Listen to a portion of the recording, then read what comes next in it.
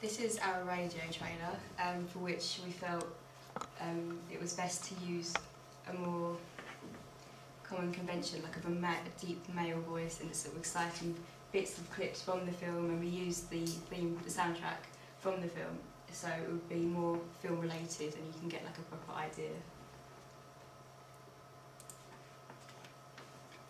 Bob's not just your average golf ball, he's a cowboy, a Jedi, even a scared guy in a hat. On January the 5th, join Bob on his journey through the Wild West.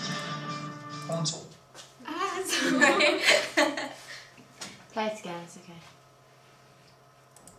Bob's not just your average golf ball, he's a cowboy, a Jedi, even a scared guy in a hat.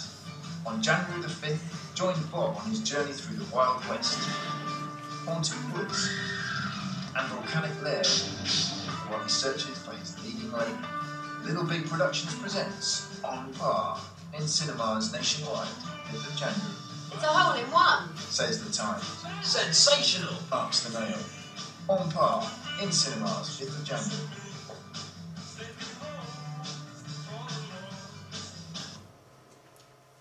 We also enjoyed making that, as it was quite a team effort, and it was just fun working with different people as well, which is something we didn't get to do animating golf balls. So. What have you learnt from your audience feedback?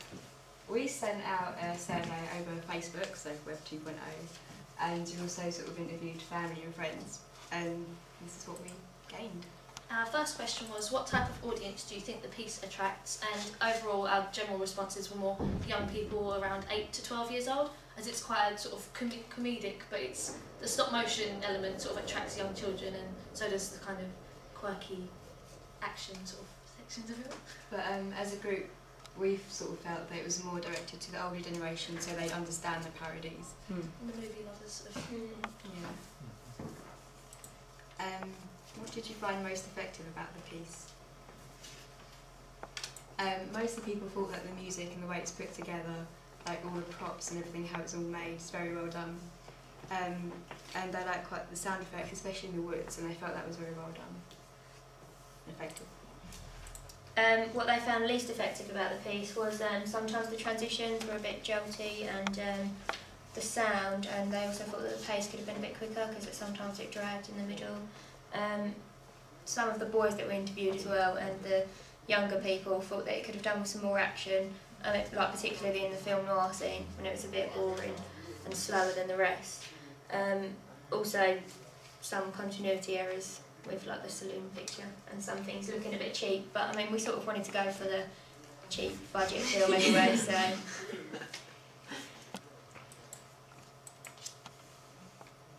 We found that the piece contained a clear narrative from our feedback, and but it was, you know, most people found the ending kind of confusing. When the golfer finds his golf ball, not many people were aware of what was going on, and some people were unsure as to whether it was one or several golf balls that he would use throughout. If anything, like what was it, the ending, how many golf balls, and film noir.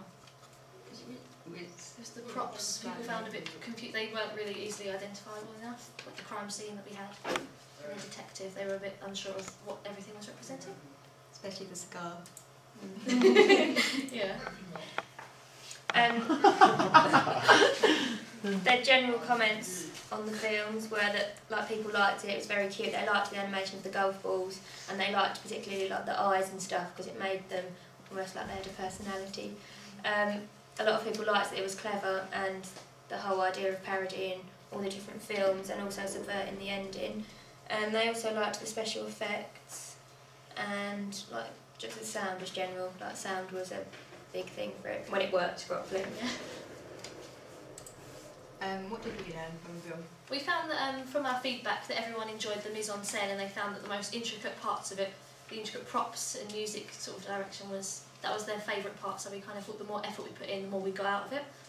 And they also quite liked the genres because they were so different and just from different timescales and stuff that it worked really well to put them together, as you wouldn't expect them to be sort of mixed up, almost.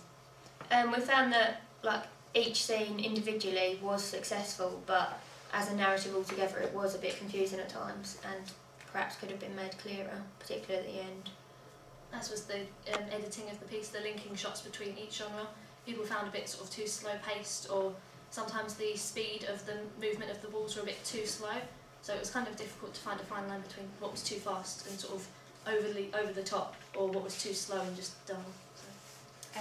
And we were also told that golfer shots were a bit dull, which we know, and they could have been a lot better. I mean, we had the one scene, but if they're all like that, I think our piece would have been a lot more better. A lot better. How did you use media technologies in the construction and research planning and evaluation stages?